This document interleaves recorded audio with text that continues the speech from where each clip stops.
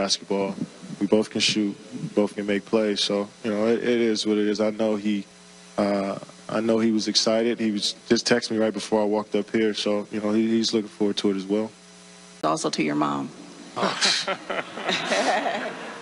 It's been 3 days since I've been a part of this team. So no, we'll see. I got a busy summer ahead with the Olympic team. So I'm sure when that's over, I'll figure all that stuff out. But I'm just excited to be a part of this organization and play with these great players, and and play in front of these unbelievable fans, and try to do the best I can as a player to help win games.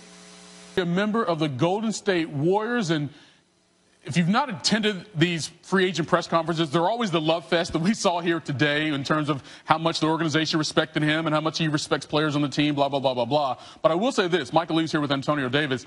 There's genuine feelings from Kevin Durant towards some of his new teammates, especially Steph Curry, Klay Thompson, Andre Iguodala, Draymond Green, who made the trip to the Hamptons to be a part of the Warriors meeting with him. That was genuine, and that can go a long way in making such a very personal decision.